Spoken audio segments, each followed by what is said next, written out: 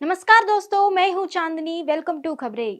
Supreme court ने बिहार सरकार को आईएएस अधिकारी जी कृष्णैया की हत्या के मामले में पूर्व सांसद आनंद मोहन की दी गई छूट से जुड़े वास्तविक रिकॉर्ड पेश करने के निर्देश दिए हैं। जी कृष्णैया की पत्नी उमा कृष्णैया ने आनंद मोहन को समय से पहले रिहा करने के बिहार सरकार के फैसले को सुप्रीम कोर्ट में चुनौती दी है। उमा कृष्णैया की ओर से पेश हुए वरिष्ठ वकील सिद्धार्थ लुत्रा ने कहा कि राज्य सरकार ने पूर्व निर्धारित नीति में बदलाव किया है और मामले में उन्हें रिहा कर दिया है। उन्होंने पीठ से आग्रह किया कि राज्य को आनंद मोहन के आपराधिक इतिहास के पूरे रिकॉर्ड पेश करने का निर्देश दिया गया है। मामले को अगस्त के महीने में सूचीबद्ध करने की मांग की है। दिल्ली के तिहाड़ जेल में लगातार हो रही घटनाओं के बाद से प्रशासन हरकत में है। अलग अलग जेलों में सुरक्षा व्यवस्था बढ़ाई गई है। टिल्लू ताजपुरिया की हत्या के बाद तिहाड़ डीजी संजय बेनीवाल एक्शन में है। जेल नंबर 8 और 9 में बड़े बड़े जाल लगाए गए हैं ताकि बाहर से कोई फोन या हथियार अंदर ना फेंक सके। इसके अलावा हत्या के बाद से ही क्यूआरटी टीम लगाई गई है जो हमले की स्थिति में एक्टिव होकर स्थिति पर नियंत्रण रख सके। तिहाड़ की जेल नंबर 8 और 9 के अलावा रोहिणी और मंडोली जेल में भी ऐसा जाल लगाए जा रहे हैं। दरअसल 2 मई को दिल्ली के तिहाड़ जेल नंबर 8 से लेकर 9 में सुनील मान उर्फ टिल्लू ताजपुरिया की नृशंस हत्या कर दी गई थी। इस वारदात का सीसीटीवी फुटेज भी सामने आया था जिसमें पुलिस के सामने आरोपी टिल्ली ताजपुरिया के शव पर हमला करते दिख रहे हैं।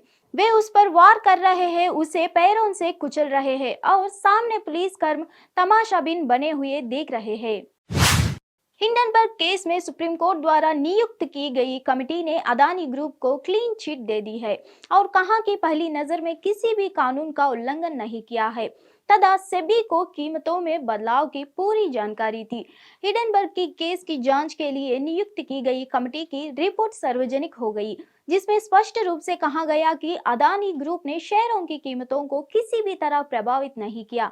कमेटी की रिपोर्ट के अनुसार अदानी समूह की कंपनियों में गैरकानूनी तरीके के लिए गए निवेशन के सबूत भी नहीं मिले हैं। संबंधित पार्टी से निवेश में किसी भी तरह के नियमों का उल्लंघन नहीं किया गया है। एससी कमेटी ने कहा कि अदानी समूह ने लाभ पाने वाला मालिकों के नाम उजागर किए और सेबी ने भी अदानी समूह की ओर से दी गई जानकारी को गलत नहीं बताया है। सुप्रीम कोर्ट कमेटी के मुताबिक अदानी समूह ने न्यूनतम पब्लिक शेयर होल्डिंग को लेकर भी कानून का पालन किया है। प्रधान न्यायाधीश डीवाई चंद्रचूड़ ने शुक्रवार को यानी आज न्यायमूर्ति प्रशांत कुमार मिश्रा और वरिष्ठ अधिवक्ता कल्पिता वेंकटरामन विश्वनाथन को उच्चतम न्यायालय का न्यायाधीशों के तौर पर पद की शपथ दिलाई। न्यायमूर्ति चंद्रचूड़ ने शीर्ष अदालत के सभागार में आयोजित शपथ ग्रहण समारोह में नए न्यायाधीशों के पद की शपथ दिलाई। न्यायमूर्ति विश्वनाथन 11 अगस्त 2030 को न्यायमूर्ति जेबी परदीवाला के सेवानिवृत्त होने के बाद भारत के प्रधान न्यायाधीश बनेंगे और 25 मई 2031 तक इस पद पर रहेंगे। केवी विश्वनाथन का सुप्रीम कोर्ट के जज तक का बेहद कठिनाइयों का बरा रहा है।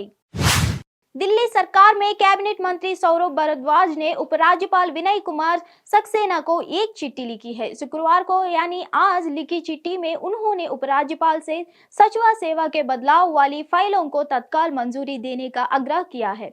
उन्होंने अपने पत्र में कहा कि हमने 2 दिन पहले सचिव को बदलने का प्रस्ताव आपके पास भेजा था। सुप्रीम कोर्ट के आदेश के बाद निर्वाचित सरकार कई प्रशासनिक परिवर्तन करना चाहती है जिसके लिए सचिव में परिवर्तन महत्वपूर्ण है।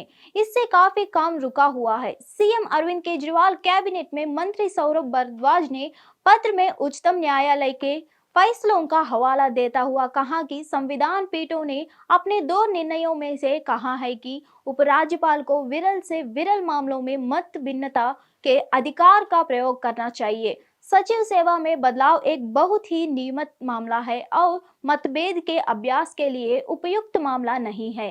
फिर मिलेंगे अगले खबरें में।